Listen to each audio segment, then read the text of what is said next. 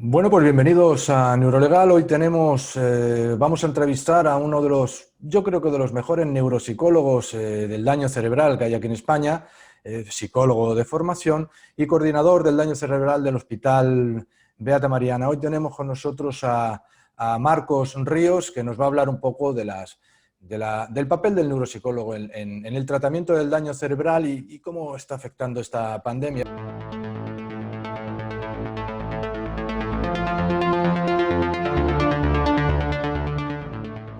Muy buenos días. Buenos días. Encantado de tenerte con nosotros en el canal de Neurolegal. Ya sabemos el daño cerebral, las consecuencias que lleva, las secuelas cognitivas que no son visibles y que a la hora de demostrar o a la hora de hacerlas o de saber cómo son, en qué afectan, pues bueno, ahí tenéis vosotros un papel muy importante en los tratamientos. Cómo, desde el punto de vista de la neuropsicología, cómo se aborda el tratamiento de un daño cerebral y cómo se aborda también, cómo se plantea ante un informe las consecuencias del mismo. Bueno, como norma general, lo que hacemos es que de partida recibimos los informes de un paciente, nos hacemos una idea preliminar de cuál es la situación, la lesión que ha tenido y cuáles han sido las circunstancias de ese paciente hasta que nos llega a nosotros, pero a partir de ese momento pues tenemos que hacer nuestra propia evaluación. Es verdad que también generalmente se hace una evaluación en todas las áreas habituales de tratamiento y de forma específica en neuropsicología, pues también utilizamos pruebas estandarizadas pues, para establecer el alcance de las dificultades de un paciente. Y eso debemos hacerlo al menos en dos niveles. Por un lado, valoramos cada una de las funciones cognitivas, cada uno de los componentes cognitivos y vemos cómo es su rendimiento, de acuerdo pues, con su grupo de referencia, tiramos de datos normativos, vemos qué dificultades tiene el paciente de forma más o menos fría y objetiva, pero eso no es suficiente y tenemos que ver qué impacto tienen esas dificultades en la vida cotidiana del paciente. Es decir, podemos decir si la dificultad de un paciente es leve, moderada, grave o muy grave, pero eso no es suficiente y hay que ir un paso más allá. Porque una dificultad leve puede tener un grave impacto en la vida cotidiana.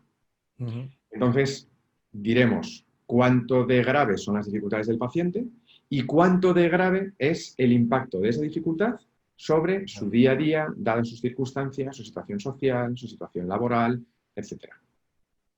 El abordaje, digamos, de los pacientes por daño cerebral es multidisciplinar, ¿no? Está compuesto por muchos profesionales para, digamos, conseguir la máxima recuperación de las secuelas, ¿cierto? ¿Verdad? Correcto.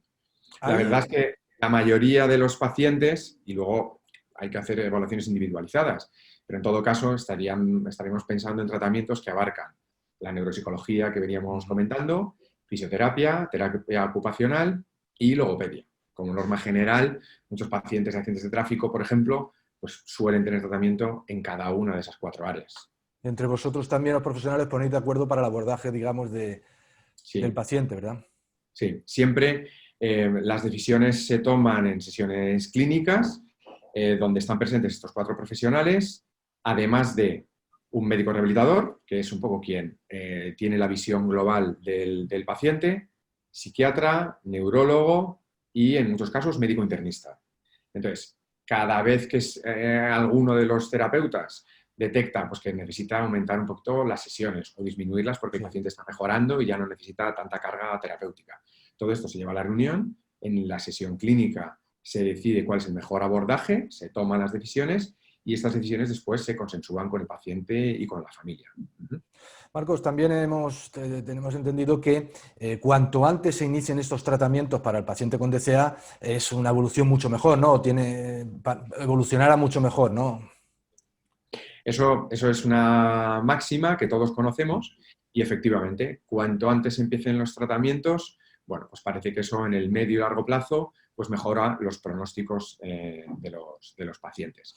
Es verdad que, pese a eso, yo creo que en alguna ocasión la prisa nos puede llevar a tomar malas decisiones. Y estoy hablando de cortos periodos de tiempo también, pero posiblemente en una fase postaguda, iniciar el tratamiento o aumentar las sesiones o disminuirlas en el plazo de una semana o 2 semanas no marca grandes diferencias en el largo plazo. ¿Vale?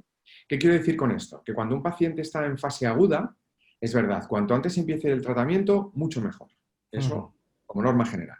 Ahora bien, si por adelantar solo 3, 4, 5, 7 días el inicio de un tratamiento, eso corremos el riesgo de tomar una mala decisión, pues vale la pena posponer una semana la decisión y tomarla habiendo valorado bien las opciones terapéuticas, las opciones de rehabilitación, incluso los distintos centros disponibles. Es decir, vísteme despacio que tengo prisa. Sí, eso es verdad. Cuanto antes tome la decisión y el tratamiento, mejor, pero que eso no nos lleve a tomar decisiones precipitadas. Oye, ¿y qué estáis haciendo ahora los profesionales con esta historia que nos ha venido de la pandemia por la COVID-19? Ha habido cierre de centros, ha habido paralizaciones de tratamientos. ¿Cómo lo estáis haciendo, Marcos, para tratar de influir lo menos posible, o sea, de minimizar este impacto en los tratamientos que requieren estos pacientes? Sí.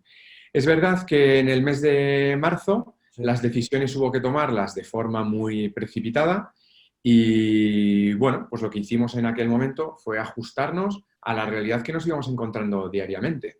Hoy se decidía organizar las cosas de un cierto modo y en el plazo de 24 a 48 horas aumentaba el número de casos, aumentaba la obligatoriedad de seguimiento de nuevos protocolos y eso nos obligaba a ajustarnos también rápidamente. Entonces, es verdad que a partir del mes de marzo, digamos lo que llamamos la primera ola de la pandemia, tratamos de minimizar el impacto sobre la terapia de los pacientes, pero es verdad que eso nos obligó a trabajar con los EPIs, con todo lo que esto implica. Pues dificultades, pues, por ejemplo, pues, para hacer los movimientos, las sesiones de fisioterapia de forma convencional, estandarizada. Las sesiones de logopedia, pues había que hacerlas pues, también con mascarilla, con pantallas, bueno, pues la dificultad de entrenar algunos procesos de articulación, bueno, pues también se realizó en la situación que pudimos ir resolviendo. Lo que sí que es verdad es que se publicó muchísima literatura, se publicaron guías clínicas por sociedades científicas, es decir, la cantidad de información que rápidamente estuvo disponible para los profesionales fue extraordinariamente elevada. Entonces lo que hicimos fue, pues, actualizarnos también de manera muy rápida. ¿Eso qué es lo que ha permitido? Pues que se haya desarrollado mucho la telerehabilitación, el uso de estas plataformas como la que estamos utilizando, pues desde luego ha venido a resolver algunos de estos problemas y digamos que nos ha permitido también ante la eventual posibilidad de una segunda ola como la que parece que estamos viviendo ahora. De tal manera que ahora estamos implementando todos los aprendizajes desarrollados a lo largo de los últimos meses. Y con tu experiencia, ¿has visto, digamos, que esta situación de cierres o tratamientos diferentes ha afectado en alguna manera a los pacientes por el DCA? ¿Tú has visto en algunos pacientes algún retroceso en su evolución o más o menos has visto que se ha podido capear, digamos, el temporal? Pues me atrevo a decir que han existido algunos cambios, al menos temporales, en la ejecución de los tratamientos, pero creo que los cambios han sido circunstanciales. Y, por ejemplo, me lo llevo al terreno que conozco mejor, al terreno de la neuropsicología.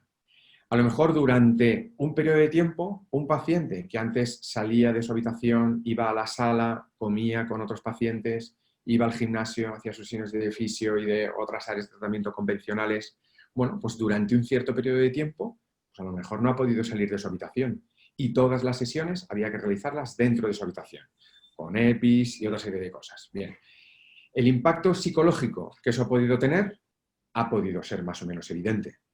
Pero entiendo que la labor de los neuropsicólogos pues, ha cambiado ligeramente. Pues, en lugar de dedicar todo el tiempo a trabajar componentes cognitivos o la mejoría de una serie de actividades de la vida cotidiana, pues ha ido un poquito más dirigido a resolver estas cuestiones emocionales que podían estar teniendo impacto en el paciente en ese momento. Me gusta ver estos episodios, bueno, pues como una cosa encapsulada que no afecta al pronóstico global del tratamiento del paciente.